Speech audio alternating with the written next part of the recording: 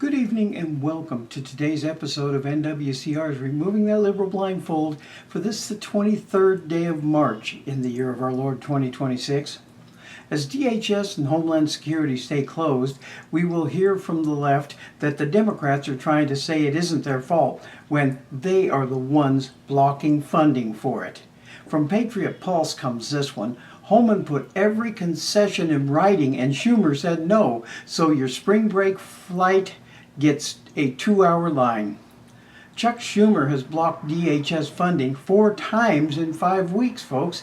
Tom Homan just put every concession Democrats ever asked for in writing, and Schumer said it isn't enough. Now the White House's offer is on the table. The airports are collapsing and Schumer still won't move. Border Czar Tom Homan and White House Legislative Affairs Director James Braid sent a formal letter to Republican Senators Susan Collins and Katie Britt on March 17th detailing exactly what the Trump administration put on the table. Homan personally ended the surge operation in Minnesota, canceled ICE's roving patrols, updated protocols for handling agitators, deployed body-worn cameras, and enhanced cooperation with local law enforcement. The letter offered to codify all of it and put $100 million worth of body cameras specifically. That is not a starting position. That is a country going out of its way to end a crisis that it didn't create. Schumer's response? They're not getting serious. Here's what's happening in American airports right now. While Schumer holds out for a warrant requirement that would handcuff every ICE agent in the country. On Saturday, March 14th, call-out rates at Houston Hobby Airport hit 55%, the highest single-day figure since DHS funding lapsed on February 14th.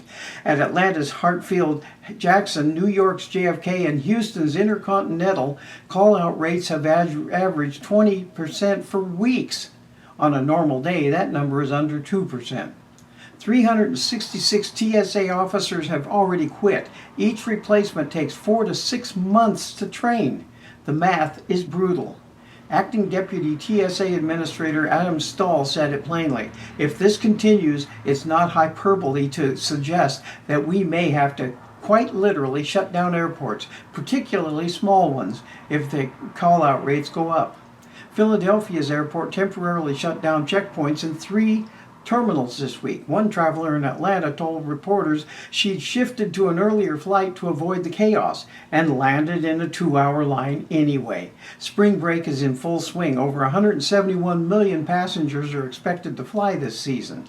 TSA officer Anthony Riley, 58, is working without pay at a Syracuse airport and told NBC News he's working with legal aid to avoid eviction. He has 3 kids. This is not a standoff where both sides are stuck.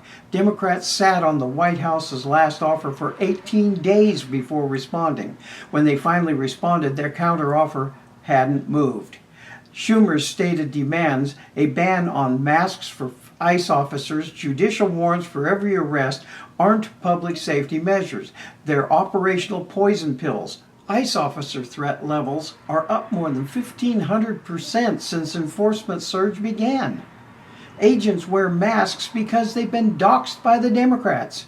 Democrats want to ban the masks to force agents into the open, while simultaneously refusing to fund the TSA agents who are quitting in droves. John Fetterman is the only Democrat who has crossed the line to support full-year DHS funding. Just one. The rest have a choice. Reopen the airports and pay the TSA agents, or keep the pressure on ICE. They've picked ICE pressure 4 times in a row. This is what choosing illegal aliens over Americans looks like, folks. Democrats do not actually oppose body cameras. They do not actually oppose identification requirements. The White House has offered both and more. What Democrats refuse to give up is the ability to hamstring immigration enforcement at the judicial warrant level, the one demand that would make it fundamentally impossible for ICE to operate quickly in a field where speed is the difference between an arrest and a fugitive. Homan and Braid wrote it plainly in the letter. Most Democrat demands would make it impossible to fully protect American citizens from dangerous criminal aliens and expose law enforcement and their families to increasing threats of violence. In other words, they would prioritize illegal aliens among American families. And now we'll remove that liberal blindfold. What Americans need to start doing is calling their senators. Ask them why Schumer's ICE policy is worth more than getting you home, because he and the Democrats are not working for American safety. From the Bible it says, from Proverbs 29 verse 2, "When the righteous are in authority, the people rejoice, but when the wicked rule, the people groan." The problem comes in with the Democrats here. They are actively working to keep things from working the way they should be to keep Americans safe, but at the same time trying to convince us all that we would be better off if they are voted back into the majority. But we do that and the demonerats will reverse every rule that is in place to keep Americans safe in our homes and our country, and then to coddle to the illegals. Don't let them convince you that it is not what they are doing, because it is. Ronald Reagan once said, "If we lose freedom here, there is no place to escape to.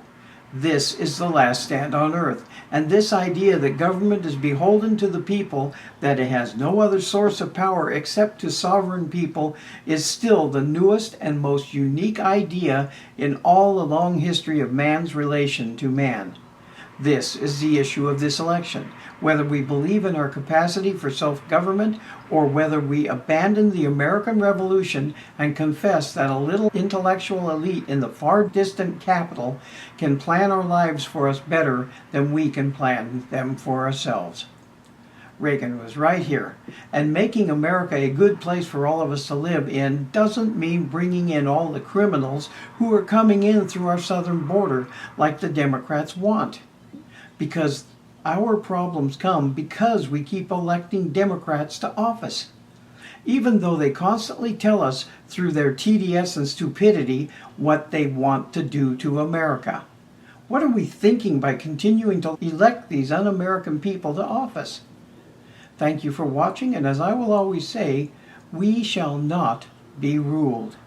NWCR is heard through Conservative Nation Media, or C&M, from behind that silver microphone of freedom with the voice of reason in this increasingly unreasonable world, where America always wins. Please subscribe to my updates. I'm trying to figure out how to put them on TalkShoe, and they are also on YouTube, BitChute, and Rumble. If you really want to know what is really going on here in America, that's the way to do it. ABC, CBS, NBC, CNN, MS Now, and others will not tell you the truth, as they are infected with TDS also. We must start using common sense again, folks, and following the truth, because without those, America's demise is assured. Have a good day, and God bless you all.